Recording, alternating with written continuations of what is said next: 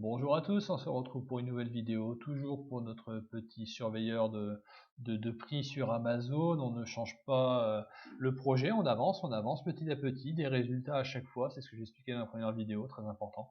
Je ne sais pas encore, je fais ces vidéos à la série les unes des autres, donc il y a peut-être des commentaires qui ont été posés sur les vidéos précédentes, je ne les ai pas encore lus, donc ce n'est pas un souhait de ma part de zapper vos commentaires, loin de là. Juste que bah voilà, je tourne ces vidéos les unes à la suite des autres pour l'instant pour les mettre en ligne de manière un peu régulière pour que vous ayez toujours un peu de contenu. Donc s'il y a eu des commentaires, je ferai une vidéo complémentaire un peu plus tard avec la prise en charge des commentaires sur les différentes vidéos depuis le début de cette série. Ne vous inquiétez pas, je ne vous oublie pas, je vous lis et voilà, c'est juste que pour l'instant, je n'ai pas de commentaires puisque les vidéos ne sont pas encore en ligne. On vient maintenant sur la partie du code où on doit comparer le prix du produit par rapport au prix précédent. Alors, comment on va devoir faire? Il va falloir qu'on garde quelque part en mémoire tous les prix qu'on a lus dans le site Amazon pour ce produit. Le truc, c'est qu'on pourrait créer des variables avec prix précédent, prix suivant, et se dire, bah tiens, si le prix qu'on est en train de lire est inférieur au prix précédent qu'on a mis dans une variable, on va lancer le mail ou quoi que ce soit. Oui, c'est bien. Non, si le programme s'arrête et se relance, on ne saura plus quel est le prix précédent parce que la variable va être effacée, elle va être mise à zéro. C'est compliqué après d'avoir autant de variables que de prix qu'on veut garder. Enfin après il faut faire des tableaux. Enfin c'est pas forcément évident. Et le but c'est pas que le script il tourne 24 heures sur 24, c'est qu'il soit lancé de temps en temps pour vérifier X produit et qu'il aille tout simplement chercher, enfin nous dire pour tel article le prix devient intéressant ou pas.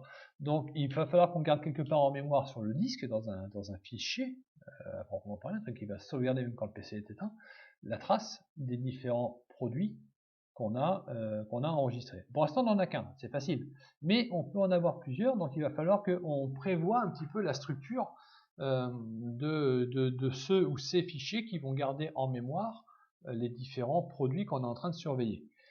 Souvenez-vous, lors des précédentes vidéos, on avait récupéré le nom du produit, on le récupère un peu plus bas, on le récupère ici, le nom du produit, et on a vu par contre que la ligne du nom du produit était relativement longue, parce que c'est toute la description Amazon qu'on trouve ici, c'est imbouffable.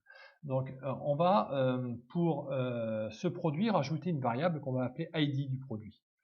L'ID du produit, ça va être un code. Là, on va le mettre en dur. Après, on verra comment on gère si on a plusieurs produits. Mais ça va être vraiment quelque chose qui va être unique, qui va nous permettre de dire, bah, tiens, le produit Amazon, la Beast, Raspberry Pi 4, modèle B, 4B, truc imbouffable, c'est le code R4, Raspberry 4. Voilà. Donc maintenant, je sais que quand je vais dire R4, indirectement, je vais parler de ce produit Raspberry Pi 4 qui fait 25 lignes de long. Ça va me permettre d'avoir une référence qui est plus rapide et éventuellement de créer un fichier qui va porter ce nom-là, dans lequel je vais avoir l'historique de tous les prix. Par exemple, je sais que r4.text, dedans, je vais avoir la liste de tous les prix que j'ai lus depuis le départ sur le site Amazon. Et d'avoir une référence qui est plus simple, parce que si je commence à appeler un fichier la bits, alimentation, interrupteur, ventilateur, dissipateur, avec tout le nom de l'URL ici, ou avec ça, enfin, on aura des noms de fichiers qui vont être très très longs, avec des caractères à l'intérieur comme le slash ici qui est interdit, pareil, pas valable, pas valide. Donc on va le faire différemment, et on va tout simplement aller générer un fichier texte. Je pense que c'est la méthode la plus simple dans un premier temps pour pouvoir stocker les différents prix qu'on a lus. Donc avant de comparer le prix, on va enregistrer le prix lu. On va d'abord, on va lire les prix connus. On va enregistrer le prix lu, comme ça on sait qu'il est sauvegardé, on n'en parle plus, on aurait pu le faire derrière. On va comparer le prix, c'est ça qui est intéressant, le prix lu avec le dernier prix connu. Et ça, en fait, on va le faire après. Hop, CTRL SHIFT flèche bas pour descendre, monter les lignes, toujours pratique.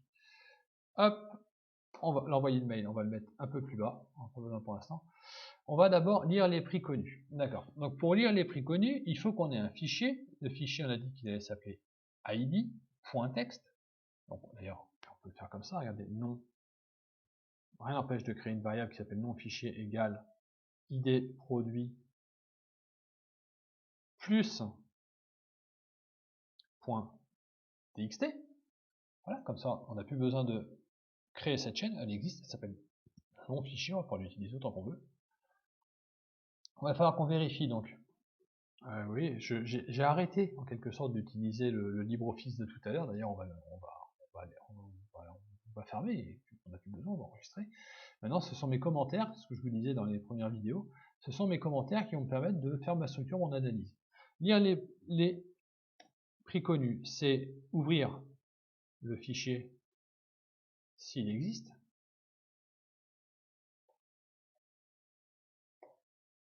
Lire les lignes du fichier.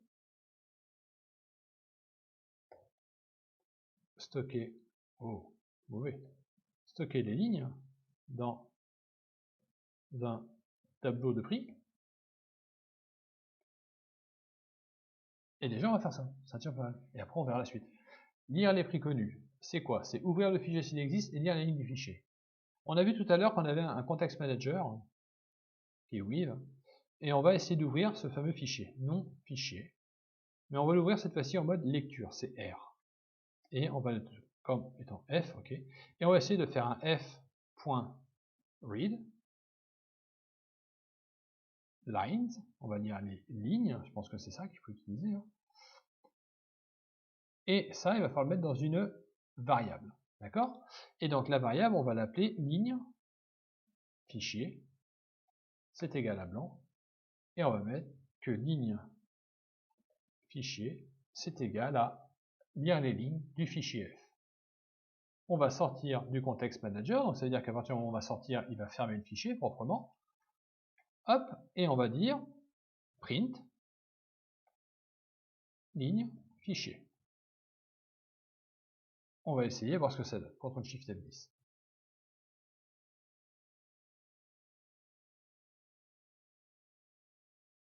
CTRL SHIFT F10, on recommence. Il nous dit quoi? Non fichier as f, not such file, il n'existe pas le r4.txt. C'est bien ce que je disais tout à l'heure, il faut vérifier s'il existe. Donc, comment on peut vérifier si un fichier existe en Python? Eh bien, je ne sais pas.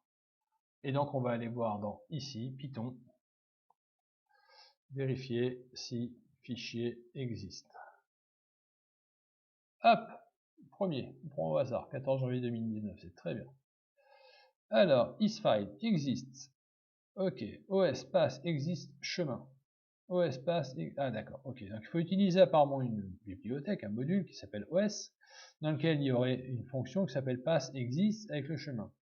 Ok, d'accord, d'accord. Ce qui nous dit, c'est essayer un try. On va faire un try, on va pas s'embêter. On va faire un try, deux points, et le context manager, on va le mettre à l'intérieur. Hop, except io, non, file exist error, voilà. File not found error, les deux exceptions qui nous intéressent, deux points, print, le fichier n'existe pas, rien à lire. Et ça, on va le remonter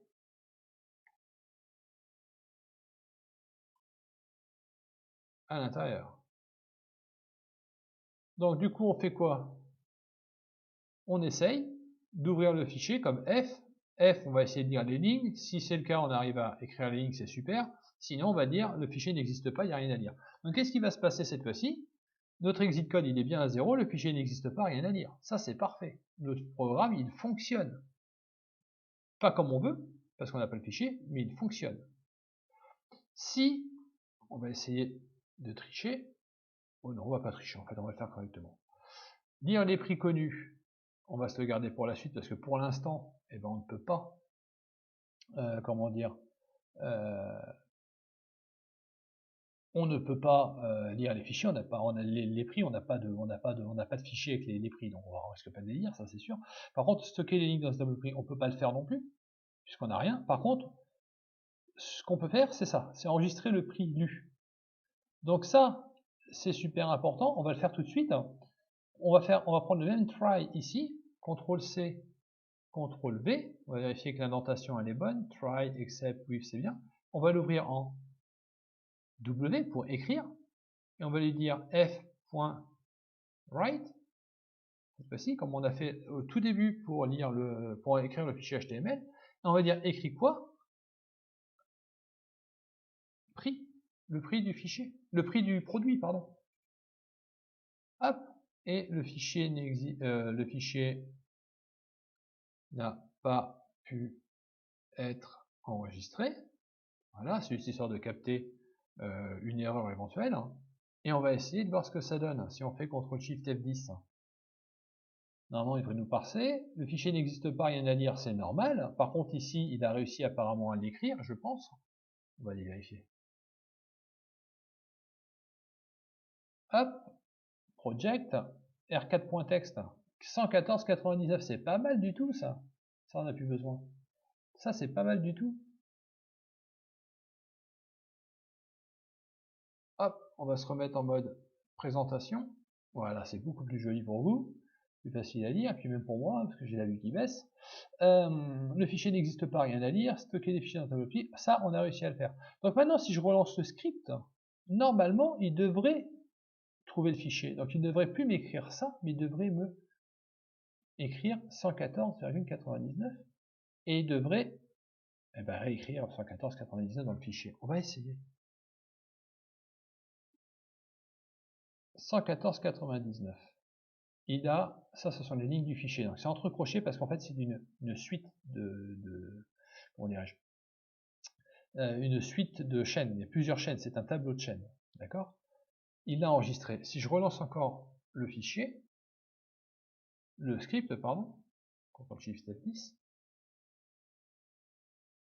il retrouve encore, donc il a bien eu le fichier, par contre il n'a pas enregistré le nouveau prix en plus de l'ancien. Normalement ici, dans la logique des choses, j'aurais dû avoir deux enregistrements. C'est pas le cas, c'est normal, puisque pour l'instant j'ai pas dit ajoute le fichier à ce que tu connais. Je lui ai dit écrit dans le fichier, sans prendre en compte ce qui est déjà dans le fichier. Donc c'est normal qu'il n'ait pas fait le, comment dirais-je, l'ajout du nouveau prix. Est-ce que je peux faire un write line? Ça n'a pas l'air.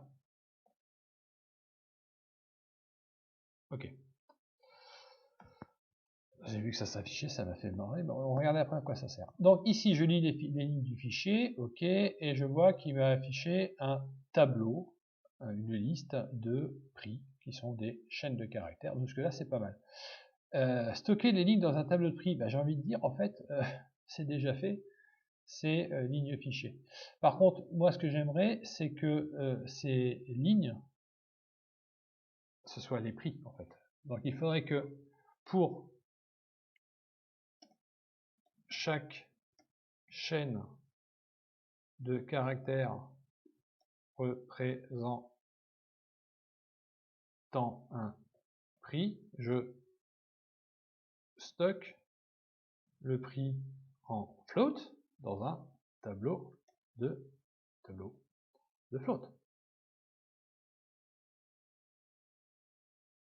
Pour ça, on va faire une boucle, ça va être notre première boucle, une boucle pour, qui va dire que pour chaque enregistrement qu'on a lu ici dans notre tableau de chaîne, on va générer un tableau de floats. Donc on va mettre prix, ce qui est embêtant avec le prix, c'est qu'au pluriel ou au singulier, c'est le même mot. On va mettre ici, on va l'appeler tableau prix, on respecte la convention, est égal à tableau vide, et on va dire que pour ligne, in ligne fichier,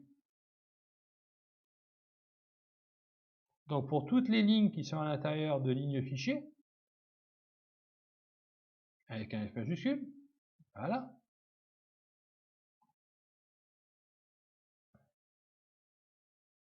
Alors pourquoi? D'accord, ok, on va juste l'écrire correctement, ça marche beaucoup mieux. Pour chaque ligne de ligne fichier, je vais dire que P, alors là, je peux me permettre d'utiliser une variable courte genre P parce qu'elle va être utilisée que dans le contexte de cette boucle. Donc, je ne vais pas l'utiliser ailleurs dans le code. Donc, je ne vais pas l'appeler prix actuellement lu sous forme de chaîne. Je vais juste l'appeler P, c'est pas gênant. C'est une petite dérogation par rapport à ce que je disais dans les premières vidéos où il faut que les noms de variables soient clairs. Là, c'est une variable vraiment très temporaire, donc je peux l'appeler P, c'est pas gênant. C'est égal à float de ligne. Et on va dire que tableau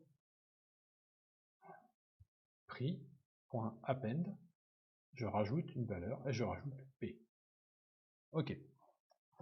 Donc là, du coup, je vais reprendre le code parce que je suis peut-être allé un petit peu vite. Je crée un tableau de prix vide. Pour chaque ligne dans ligne fichier, c'est ce que j'avais ouvert ici, que j'ai printé ici, tu vas me rajouter P. Tu vas me dire que, pardon, tu vas mettre dans la variable P la valeur en float de la ligne. Et dans le tableau de prix, tu vas ajouter P. Si en dehors de cette boucle, maintenant, là vous voyez j'ai indenté, je sors de la boucle, je reviens ici, je fais print tableau prix et que je lance ce programme, normalement j'ai ici le tableau des prix que j'ai lu dans le fichier qui est ici, ce sont les lignes du fichier, on voit bien que ce sont des chaînes, c'est entre apostrophes. Ici c'est bien un float, je n'ai plus les apostrophes, donc je suis bien dans un tableau avec des vrais prix à l'intérieur. Ce qui veut dire que maintenant, si je veux sauvegarder les prix à chaque fois que je lis, au lieu de sauvegarder ici le prix sous forme de chaîne, je vais ajouter le prix. Le prix, il est où? Ici, le vrai prix, sous forme de float. Je vais l'ajouter dans mon tableau de prix qui est ici. Et c'est le tableau de prix que je vais aller écrire dans mon fichier. Donc la comparaison, on va s'en garder pour un petit peu plus tard. Par contre, on va faire l'enregistrement pour s'assurer qu'à chaque fois qu'on lance le script, on a bien une valeur qui se rajoute dans notre tableau des prix, ici, en passant par celui-là en intermédiaire. Donc, enregistrer le prix lu. Ici, je vais faire tableau prix.append prix. Et ce prix-là, c'est le prix que j'ai lu dans le site. Et with open non fichier as w as f, etc. Donc dans le fichier que j'ai ouvert qui est r4.txt que j'ai généré avant, je vais faire fwrite ok, mais je ne vais pas faire fwrite juste comme ça. Je vais lui dire for p qui va être le prix in tableau prix. Donc pour chaque prix de mon tableau de prix, je vais faire un f.write, je vais écrire quoi? Une chaîne basée sur P plus anti/n. Alors anti/n, c'est un retour chariot. Donc je mets un anti/n pour que mon f.write écrive une ligne pour chaque prix. Allez, on va le tester, on va voir si ça fonctionne. On aura encore bien avancé aujourd'hui, ça c'est chouette. Finished avec code error 0. Avant de faire quoi que ce soit, de relancer le script, je vais sortir du mode présentation. Si mon raccourci veut bien. Oui, d'accord. En fait, c'est la souris qui déconne. Je vais aller ouvrir 4.txt ici. J'ai bien deux lignes. Magnifique. Donc normalement, si je relance maintenant mon script, il va me lire un tableau de 2 chaînes, il va me faire un tableau de 2 floats, et après il va me faire un tableau de 3 floats, et il va réécrire tout dans le fichier. Et moi je dis, on devient bon. Allez. D'accord, CTRL-SHIFT-F10. On va se remettre dedans. Hop. Normalement, il a dû trouver une chaîne de 2 floats. Ouais, super, anti/n, anti/n. Ah, ça c'est un peu dommage. Alors, anti/n, pourquoi tagada. Si je le retire, ça fait quoi? Ouais, il me met que l'anti-slash n a été mis. Ok, on va essayer comme ça. On recommence.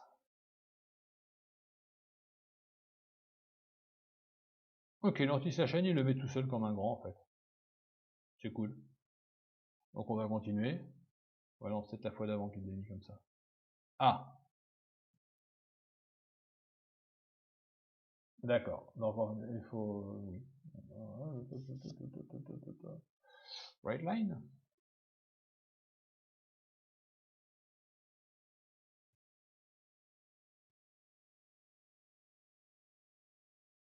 Alors, si je fais right lines, si je clique là-dessus, est-ce qu'il va m'en dire un peu plus? Non, il ne dit rien. Alors, on va aller chercher. On va reprendre Python, ici. Python. Right lines. Yes. Allez. Méthode. Open, print, close, m'en fous. Right lines. On passe une liste. Ok, donc ça vaudrait... On passe une liste. Et la liste, c'est ce qu'on a créé tout à l'heure. Donc, dans l'absolu, si je lui passe tableau prix, il y a de grandes chances qu'il soit d'accord. Ah, toujours pas. Alors, c'est peut-être parce que mon fichier a été foireux entre temps. Alors, on va sortir du mode, on va aller péter la tête à R4.text, en fait, on va le supprimer, parce que je pense que j'ai fait... Ah bon, on va vérifier la tête qu'il y a. En effet, il n'y a rien dedans. Hop. On va le dégager. Delete. Ok. Voilà. On va relancer le script, on va voir ce qu'il va dire. Eh ben, il ne veut toujours pas. Ok. Alors, il va falloir... On peut écrire toutes les lignes d'un coup, c'est pas mal. Par contre, il veut pas des floats ici. Et si je fais un str du tableau, il va transformer tout le tableau en chaîne alors que je veux que ce soit des chaînes à l'intérieur du tableau. Donc, il va falloir passer par autre chose avant. On va faire un prix à sauver est égal à un tableau vide pour P in tableau prix. Donc on va reprendre ça en fait. On va faire prix à sauver.append quoi? La chaîne de P. Donc cette fois-ci on va bien avoir un tableau de chaîne et là on va pouvoir sauvegarder le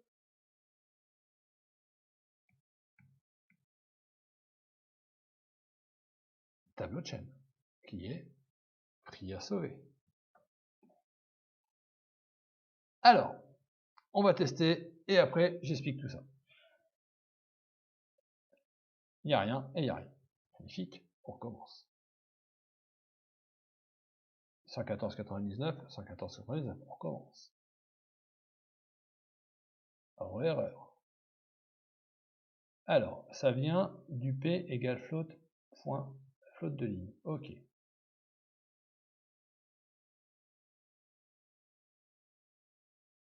On va print ligne. Non, dans les parenthèses, ça marche mieux. Ligne. Et on va commenter ça pour l'instant. Il y a un truc qui se passe mal ici. Print tableau prix, on va le dégager. Hop. Et on va faire CTRL SHIFT F10. Là, il y a un truc qui va pas. Il nous a fait un tableau, mais il a concaténé les deux chaînes. Alors, que se passe-t-il? À quel endroit il nous fait ça? On va, du coup, on va ressortir. Oui, c'est fait partie de la méthode empirique. On essaye, on réessaye, on réessaye. On va supprimer le fichier, delete. Yes. Ok. On va relancer le script. Alors, je vais pas remettre en mode parce que je pense que j'ai pas fini de faire des allers-retours entre les deux. Le fichier n'existe pas, rien à lire, c'est bien. R4.text, on va l'ouvrir. Ok, 114,99, c'est parfait.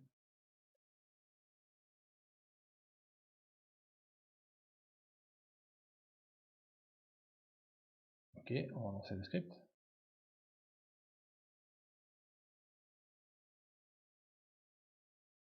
514,97, on va relancer le script. On va relancer le script. D'accord. Ok, donc là, alors,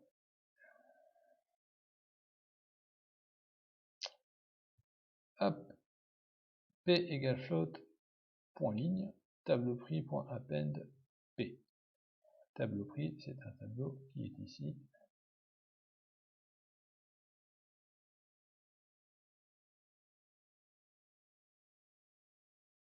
Hop, on va le remettre en route. On va retester.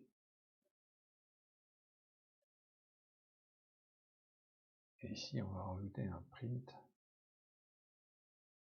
de tableau prix. Non, prix à sauver.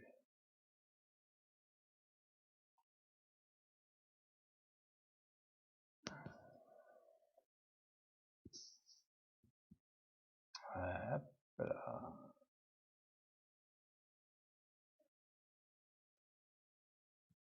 Alors, il doit y avoir un truc avec le write lines que j'ai dû rater.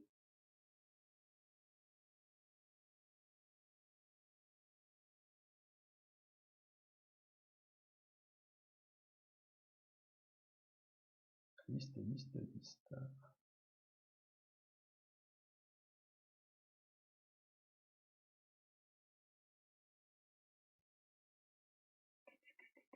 Voyons voir ce qu'il nous dit.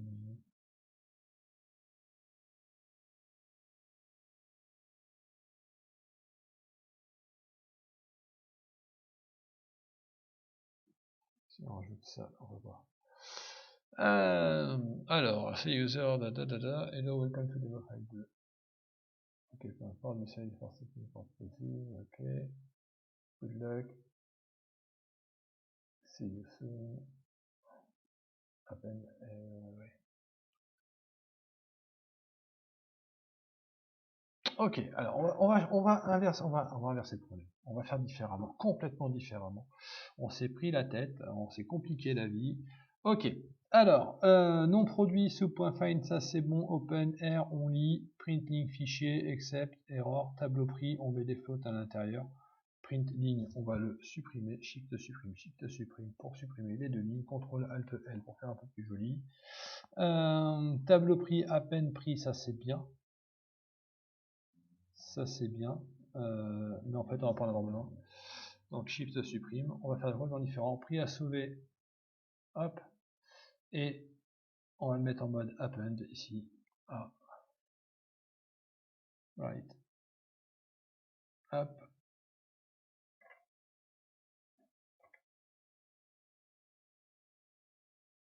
str de prix plus anti/n. Prix à sauver, ça on le vire, hop, contrôle alt L pour faire du ménage dans la présentation. Je vous explique ce que je viens de faire, je mets en grand, s'il veut bien, ouais. Ok, donc on essaye toujours de non, c'est pas là. Ligne fichier tab blanc. En fait, c'est un tableau. Bon, on va laisser une chaîne, c'est pas gênant. On va mettre un ligne fichier à blanc, on va faire un try, on va ouvrir en mode lecture sous forme de F, et on va dire tu me lis les lignes à l'intérieur de ligne fichier, on print la ligne fichier, ça. On va le laisser pour l'instant. Si le fichier n'existe pas, bah, c'est pas bien, enfin, c'est normal, c'est la première fois. Ensuite, on va faire un tableau des prix. Pour toutes les lignes dans les lignes de fichier qu'on a ouvert ici, on va transformer, on va dire que P c'est égal à la ligne en float, et on va la mettre dans un tableau des prix en float. Ça va permettre de faire des comparaisons par rapport au dernier. Ensuite, on va enregistrer le prix lu, donc avec ce fichier qu'on a ouvert en mode append, c'est-à-dire en complément, on va ajouter, on va mettre le prix qu'on a lu sur le site internet transformé en string, plus un retour chariot. Et on va tester, le fichier n'a pas pu être enregistré si jamais on n'arrive pas à ouvrir le fichier tout simplement. Et là maintenant, on va réessayer, ça devrait être nettement mieux, je pense. Alors, ça c'est parce que j'ai un ancien R4.txt à mon avis qui est foireux en dessous. Hop, lui il va faire un delete, au revoir, salut, bye bye. Hop, on relance le script, CTRL-SHIFT F10. Le fichier n'existe pas, rien à dire, c'est normal. R4.txt, j'ai bien une ligne à l'intérieur. On relance. Alors, je vous montre une petite astuce aussi. On va faire un split vertically. Hop. À droite, j'ai le R4.txt. À gauche, j'ai le .py. Et là, j'ai bien une ligne à chaque fois. Magnifique. Une ligne à chaque fois qui est réécrite à la fin du script. Donc ça, c'est génial. Ça fonctionne exactement comme je veux. J'ai bien mon retour chariot. Ce que j'avais pas compris, en fait, c'est que je pensais qu'ici, c'était des lignes du fichier et que le retour chariot était implicite. Il ne l'est pas. Il faut le rajouter. Donc maintenant, je peux aller chercher le dernier élément du tableau, le vérifier avec le prix que je viens de lire, avant d'enregistrer quoi que ce soit, et de comparer et de savoir s'il est plus ou moins, enfin voilà, s'il y a une variation sur le prix. Donc c'est ici que ça va se passer, et c'est comme ça que ça va se passer. Par contre, alors, ce que j'aimerais quand même, c'est virer R4.txt pour le coup. Voilà, c'est nettement mieux. Donc, comparer le prix lu avec le dernier prix connu. Et ben en fait, ce qu'on va faire, c'est qu'on va se le garder pour la prochaine vidéo, celui-là, parce que celle-ci commence à être un petit peu longue avec toutes les recherches qu'on a faites derrière. Donc on va s'arrêter là. N'hésitez pas à commenter la vidéo, poser vos questions, à l'aimer ou ne pas l'aimer, peu importe. Des critiques constructives, s'il vous plaît. Et on se retrouve dans la prochaine vidéo. On va justement faire la comparaison avec le dernier prix connu. À très bientôt.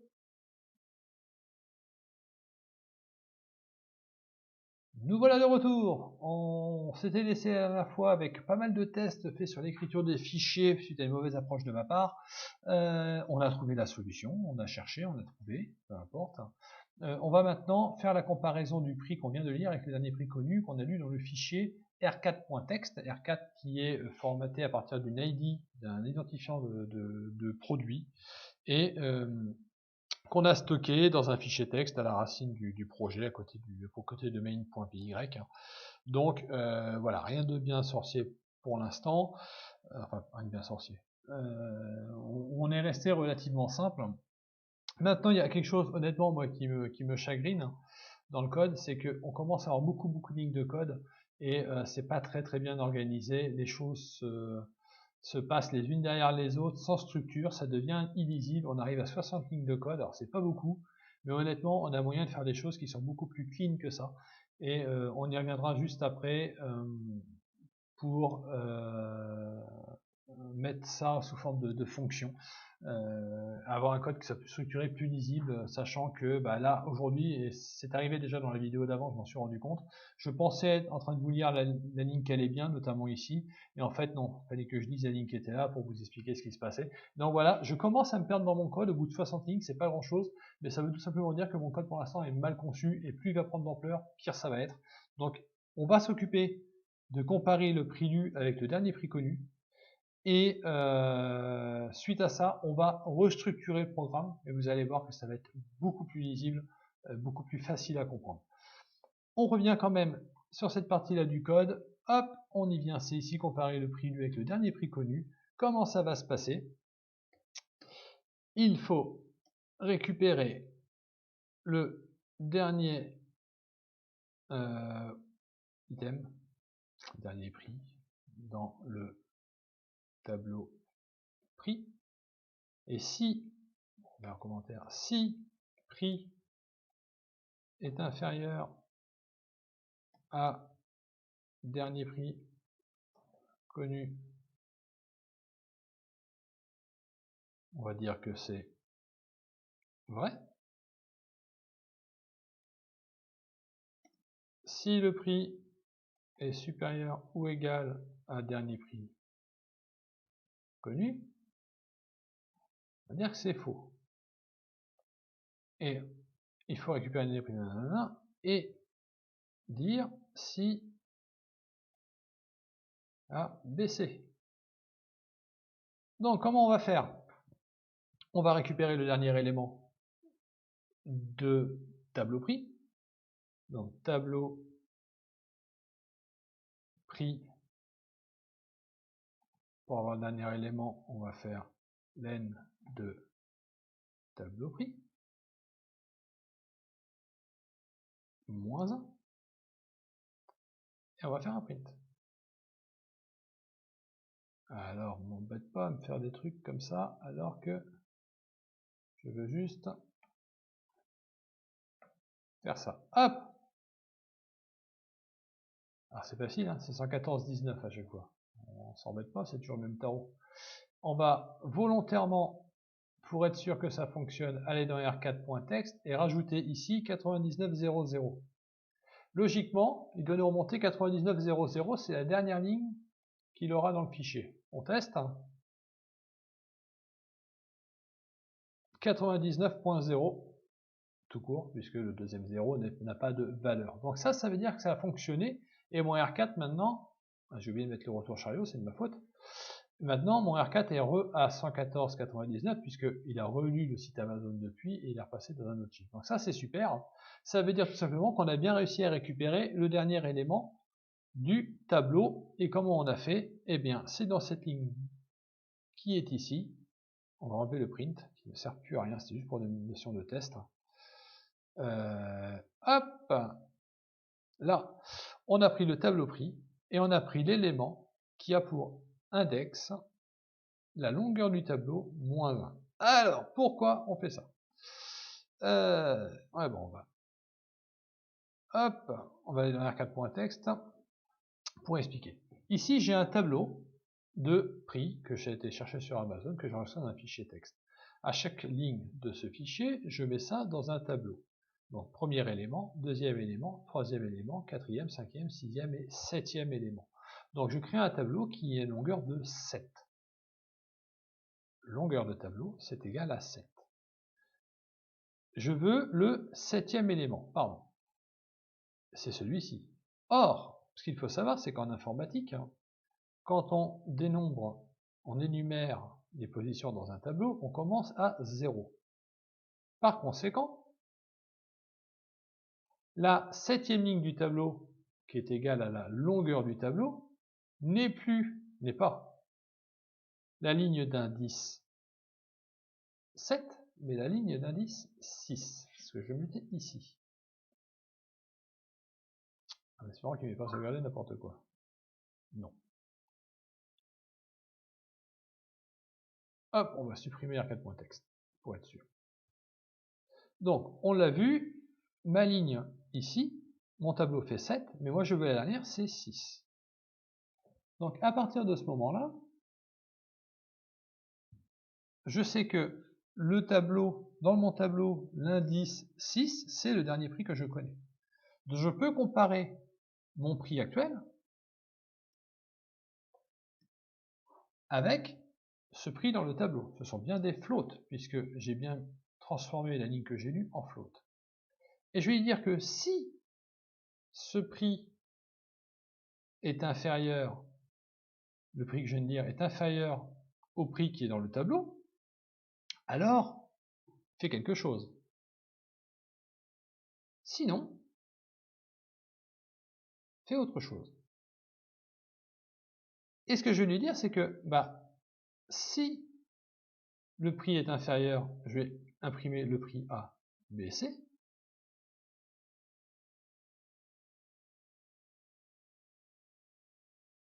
Et sinon, le prix a augmenté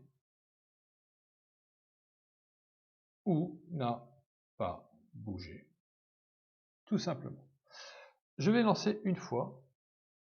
Alors, avant toute chose, ici, je teste l'indice de la longueur du tableau moins 1. Si je suis au premier lancement du programme, et ça je l'anticipe avant que ça se produise, ici je n'ai pas de fichier R4.text, comme je peux voir à gauche. Je vais dire, mon petit tableau va être vide. Je vais chercher un indice dans le tableau qui est l'indice moins 1, qui n'existe pas. Ça va générer une erreur à coup sûr. On teste. Et voilà. List index out of range, je ne suis pas dans un tableau. Donc là, c'est l'erreur qu'il ne fallait pas faire. Je viens de la faire volontairement, comme ça va. Vous la ferez aussi, il n'y a pas de souci. Mais ce qui va être bien de faire, c'est ça, c'est de placer tout ça encore dans un bloc try. avec un except. Except quoi? Eh ben, l'avantage de Python, c'est qu'il nous dit ce qu'il faut faire, CTRL-C, un index error, et là on peut faire un print, liste de prix connus, vide. Là, si je lance le programme, normalement, il devrait me remonter l'erreur, à part que j'ai oublié quelque chose. La liste de prix connus est vide. Par contre, maintenant, si je relance, j'ai déjà un prix, et il devrait me dire le prix a augmenté ou n'a pas bougé. Et voilà. Et en effet, il n'a pas bougé et il n'a pas augmenté. R4, 130 €. Vous aurez compris, normalement, il doit me dire que le prix a baissé. Le prix a baissé. En effet, il était à 130 € avant. J'ai encore oublié le retour. Là, ça fonctionne exactement comme je veux. Allez, on va tester autre chose quand même. On va différencier si le prix a augmenté et le prix n'a pas bougé. Donc, else, if, sinon, si prix supérieur, on va prendre comme ça, on va faire un copier-coller, on va gagner son temps. Attention à 2 fois 2 points, le prix a augmenté.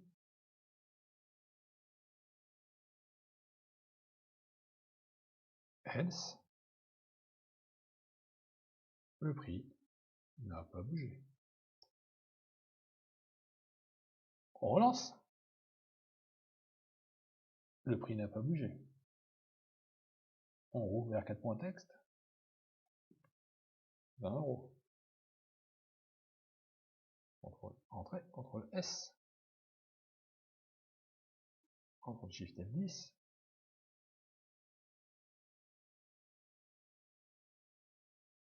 Alors, j'ai rajouté un retour chariot en trop. Hop, ma faute, try.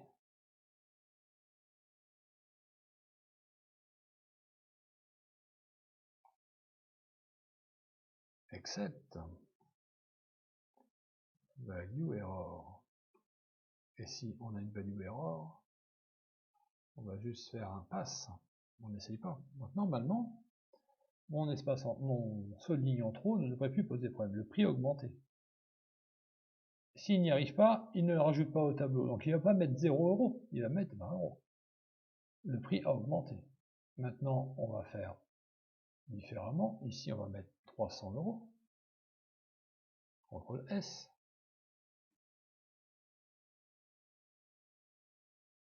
Le prix a baissé. Décidément. Hop, ça fonctionne très bien. Très très bien. À partir de ce moment-là, je vais pouvoir envoyer un email. Ici. Il va falloir que je le fasse là. Mais je vais pouvoir envoyer un email. Donc, du coup, je vais faire remonter ça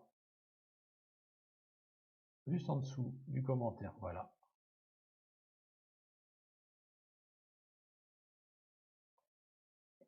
Et on va s'arrêter là. Enfin, on va pas s'arrêter là pour cette vidéo, mais en tout cas, on va s'arrêter là pour les fonctionnalités. Et on va commencer maintenant à, comment dirais-je, à réorganiser le code. Parce que là, ça devient illisible. Je vais repasser en mode présentation, que vous y voyez mieux. Vous gardez en mode comme ça le temps de faire les tests. Tout ça, toute cette partie-là, déclaration des variables, on va rien en faire, d'accord. Par contre, tout ce qui va être cette partie-là, la récupération du prix, la récupération du titre, on va mettre ça dans une fonction à part, d'accord. Donc, on va créer à l'intérieur de la classe main une fonction def qui va s'appeler récup info. On va lui passer la classe. Et à l'intérieur, pour l'instant, on va lui dire ne fais rien. Ok. Et ce que je veux, c'est que tout ce qui se passe ici, jusque là, ce soit à l'intérieur de cette fonction. Comment on va faire? Eh bien, ça va pas être très compliqué. Au final, on va demander à la classe d'appeler cette fonction qui va exécuter ce code-là. Comment on va s'y prendre? On va prendre tout le code qui est ici avec les commentaires. On va le couper, cut, et on va le coller à l'intérieur de la fonction. Les variables, ça c'est ma très grande faute, elles vont monter là-haut. Voilà. On va séparer tout ça. Et on va regarder de quoi on a besoin à l'intérieur de la fonction, parce qu'il y a des choses qu'il ne va peut-être pas connaître. On va créer une fonction, on va créer R. R, ça va être quoi? C'est ce qu'on a fait la dernière fois, c'est le résultat de notre requête HTTP avec le user agent qui est ici, etc. Ce qui va être peut-être intéressant, c'est de prévoir cette fonction de manière à ce qu'elle puisse être utilisée pour plusieurs URL différentes. Cette URL-là, aujourd'hui, c'est celle-ci. Mais moi, j'aimerais pouvoir appeler cette fonction-là une fois pour cette URL-là, et puis une fois pour une autre. Donc, ce que je vais mettre ici, c'est que l'URL, je vais lui passer en paramètre.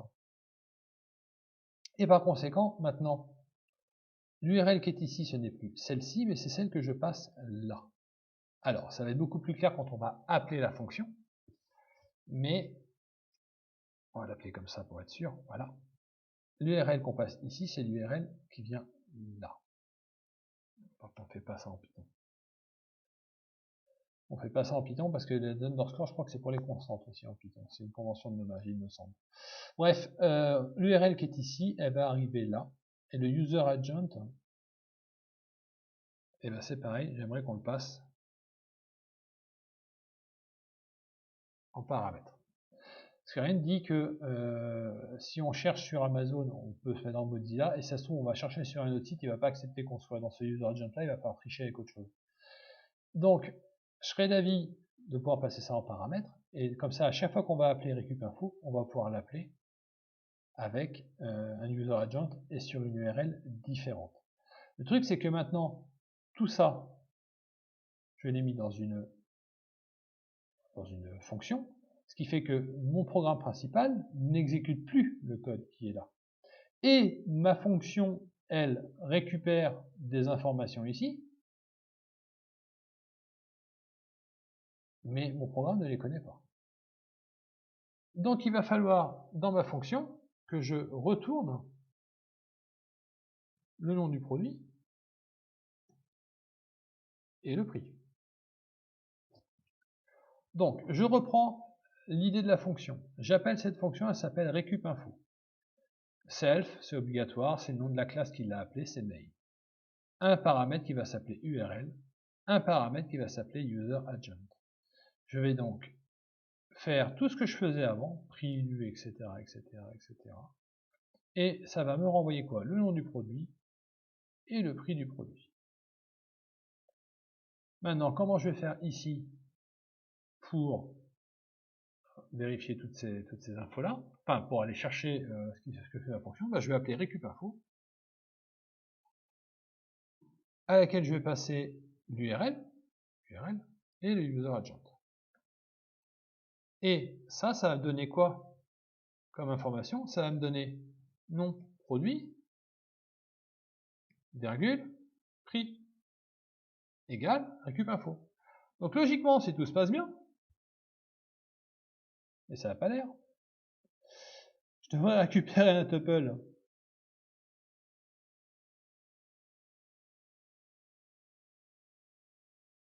Peut-être que comme ça c'est mieux.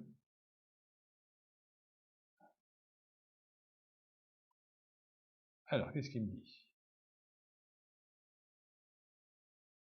Prix.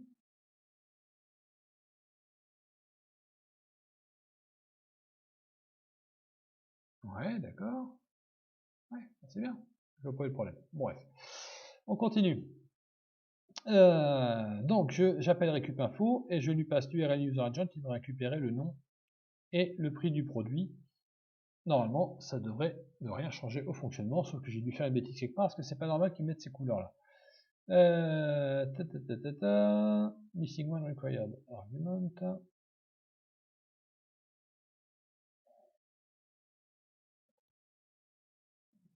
Self. Non, il veut pas. Alors.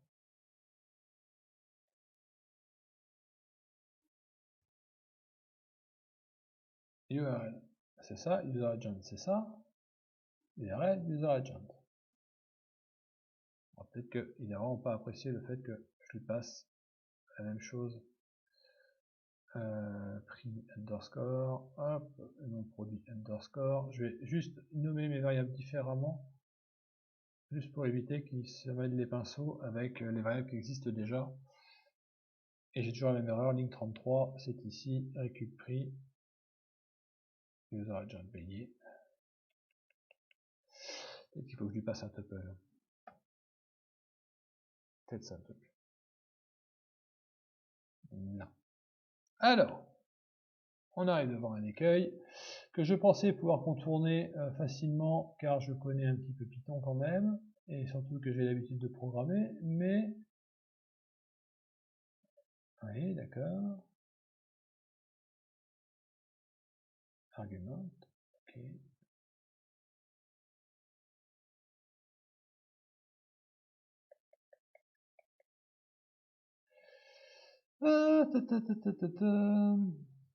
Alors, si on lui passe args.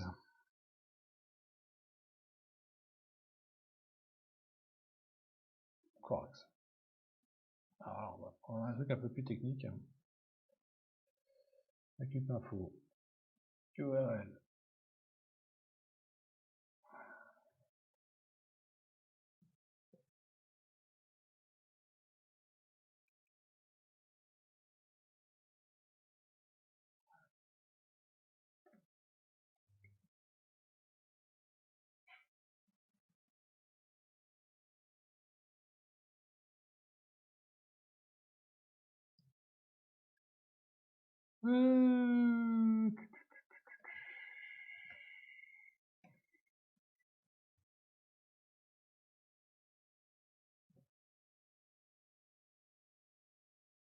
Tac, tac, tac, tac, on lui passe un dico.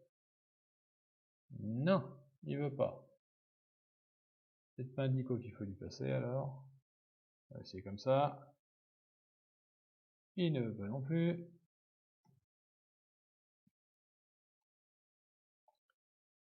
Et comme ça, à mon avis, on veut pas plus. Ok, bon. Alors qu'on trouve pourquoi ça ne fonctionne pas, on va à mon avis très vite le savoir.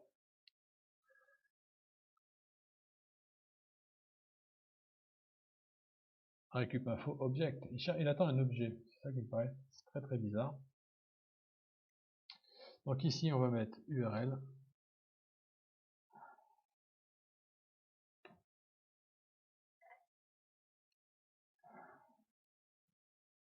URL. Laissez-moi, je vais pas y arriver. URL. User agent. On va l'écrire comme ça. Non, on va l'écrire. Et là, il me dit quoi? Ah, on est vraiment dans une partie débugage. Hein. Name element.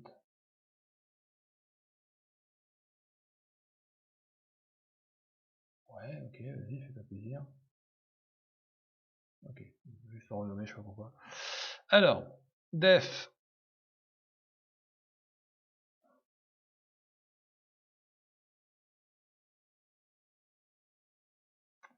Toujours très compliqué quand on va passer à des choses comme ça. Si on fait juste récup info, URL, virgule, alors URL comme ça, virgule, user agent comme ça. Est-ce qu'il accepte ou pas le récup info? C'est pas sûr. On va enlever ça. Self pour récup info. Non, il veut pas non plus. CTRL Alt L, CTRL S. Il veut pas appeler la fonction. C'est assez original. Si je fais ça, il ne veut pas non plus. Si je fais ça, self URL user agent. Donc, self.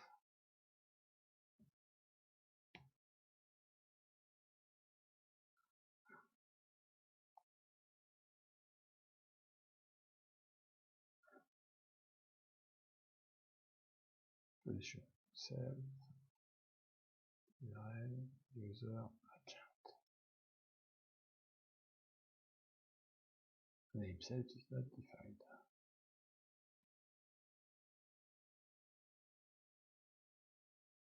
Alors, pourquoi il fait ça? Pourquoi il fait ça? Pourquoi il fait ça? C'est la bonne question.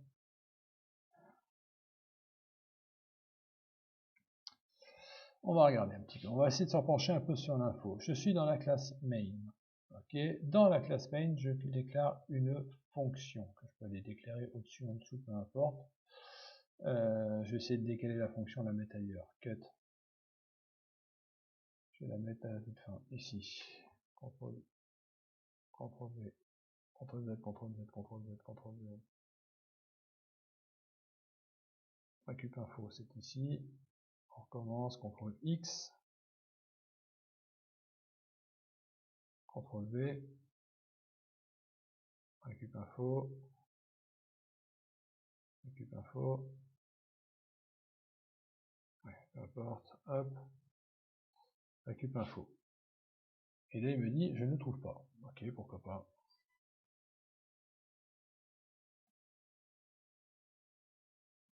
Que se passe-t-il? On va essayer de sortir def, la fonction, on va essayer de la sortir, la méthode, on va essayer de la sortir de la classe en fait. On va la mettre à part, on va la mettre en dehors de la classe. CTRL V.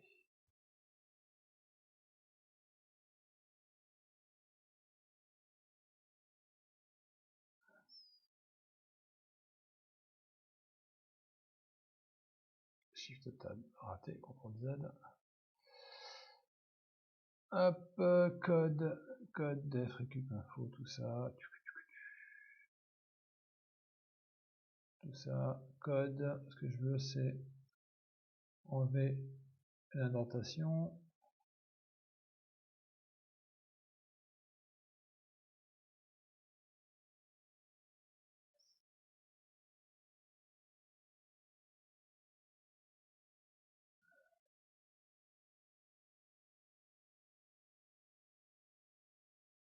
OS.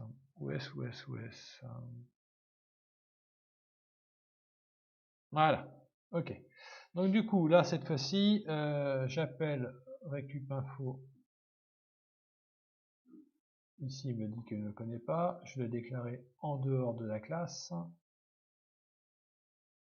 Ce qui me paraît vraiment très très bizarre. Ou alors, il faut que je retire peut-être l'appel à self. Je pense à ça d'un coup d'un seul. Et on va réindenter le bloc. Indent. URL.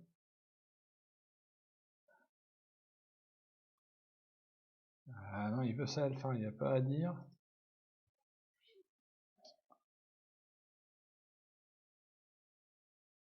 Ok, je crois savoir. Self.url. Self.userAgent.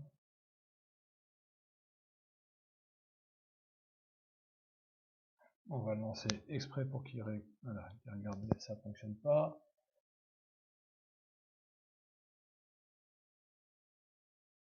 Ok, d'accord.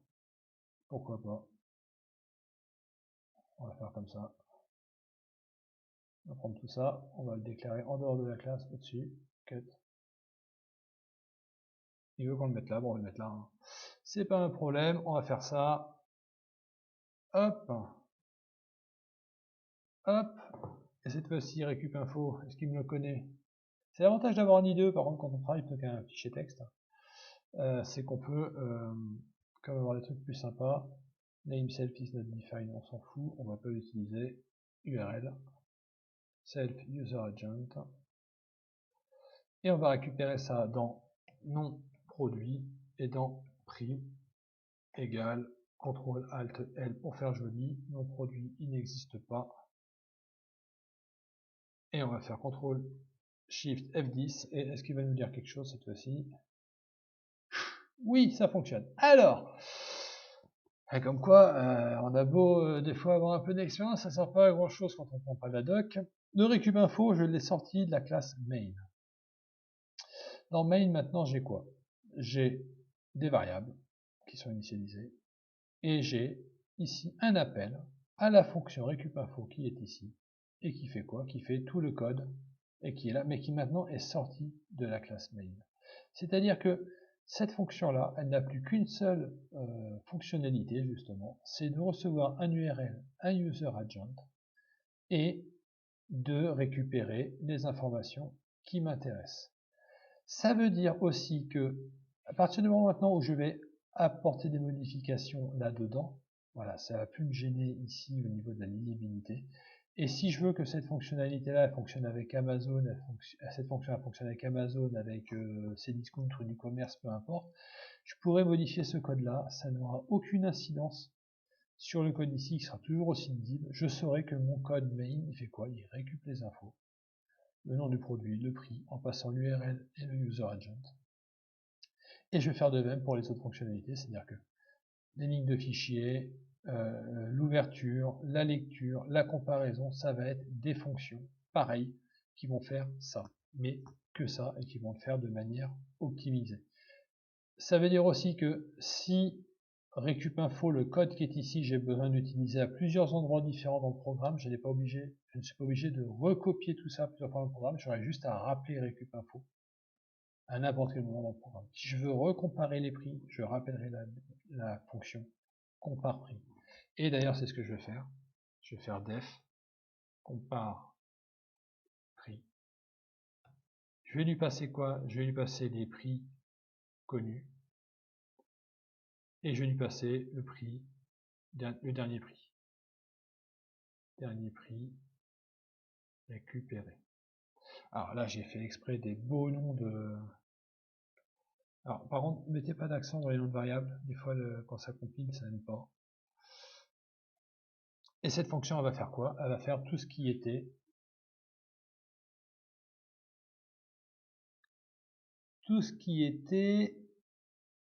on va y arriver, ici, ligne de fichier égale blanc, tagadagada, le fichier n'existe pas, rien à lire, stocker des prix dans un tableau de prix, le prix a baissé, le prix a augmenté, sinon je sais pas,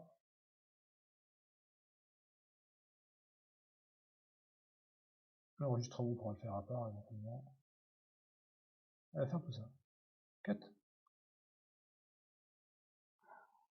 CTRL V, je ne dis pas que j'ai fait ça encore une fois, je fais un CTRL C et de faire un CTRL V, donc forcément ça marche pas bien, hop, CTRL X, j'ai dit CTRL V, ouais. Donc les lignes de fichier c'est bon, ligne fichier égale readline. Alors du coup prix connu on n'a pas besoin parce qu'on va aller les chercher. Par contre le dernier prix récupéré on en a besoin. Et on va le comparer ici. CTRL C, CTRL V, CTRL V. Et voilà. Donc du coup, maintenant j'ai une nouvelle fonction qui s'appelle compare prix, qui demande le dernier prix récupéré, et qui va aller récupérer les infos dans quoi? Dans un fichier. Donc non fichier, on va être obligé de lui passer en paramètres. J'ai dit. S'il en a besoin. Donc on va appeler maintenant, après avoir fait récup info, on va lui dire compare prix, nom fichier, et le dernier prix lu, c'est prix.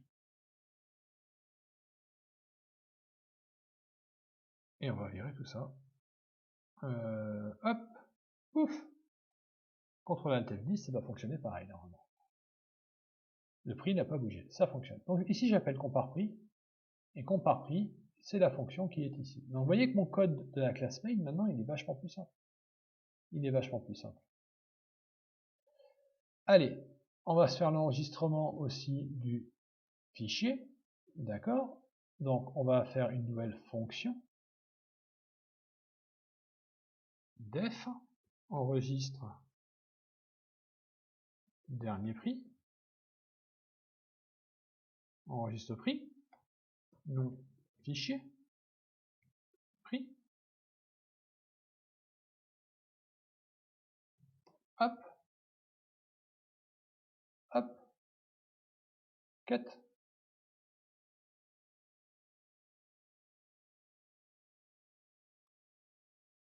paste, et voilà, enregistre prix. Et maintenant ici,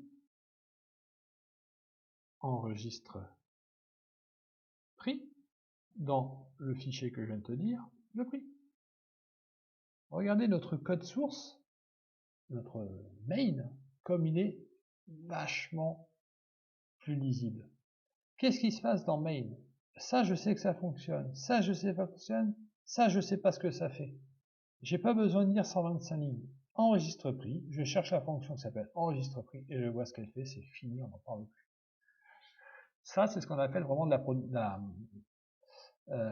du développement de la programmation sous forme de modulaire, on va dire sous forme de petits modules. Si j'ai besoin d'enregistrer le prix à 50 endroits différents, j'ai juste à appeler enregistrer prix et lui passer les paramètres, c'est terminé, on n'en parle plus. Mon code maintenant il est super simple, super lisible. J'ai plus autant de code qui se promènent de partout. Chaque fonction a une seule vocation, comparer les prix, enregistrer, et c'est tout. Je pourrais même, dans l'absolu, séparer la partie de lecture des prix avec celle de la comparaison. Et c'est d'ailleurs ce qu'on va faire. On va créer une nouvelle fonction, def, lire, prix, connu. On va avoir besoin du nom du fichier, voilà, on va y arriver. Et on va lui mettre ça, toute cette partie-là. Cut, 2 points, entrée, CTRL V, CTRL ALT L pour faire du propre. Du coup, non fichier ici, on n'en a plus besoin, mais on a besoin des prix connus, prix connu,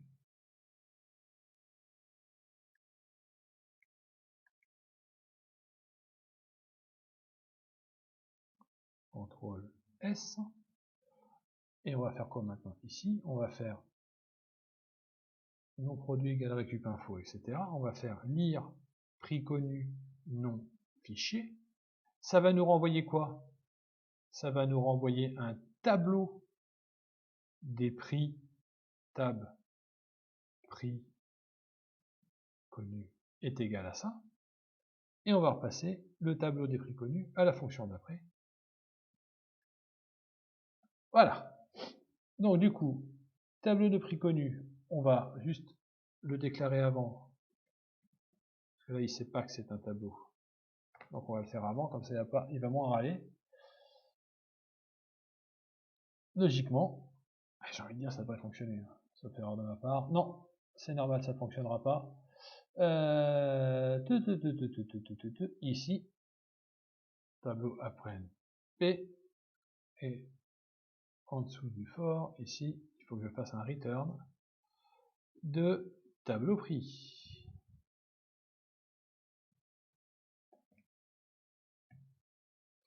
Est-ce que ça fonctionne? Oui, ça fonctionne. Ok, donc on a encore amélioré le système, on récupère les infos, on lit les prix connus à partir du fichier, qu'on met dans un tableau des prix connus. Le tableau des prix connus, on le dit, compare-le avec le prix que je connais, et on enregistre le prix dans le fichier. Et ça, c'est pas merveilleux? Hop, on met un peu d'espace. Alors, aujourd'hui, on a vu quand même pas mal de choses. Ça a été un peu plus brouillon que d'habitude, j'ai envie de dire.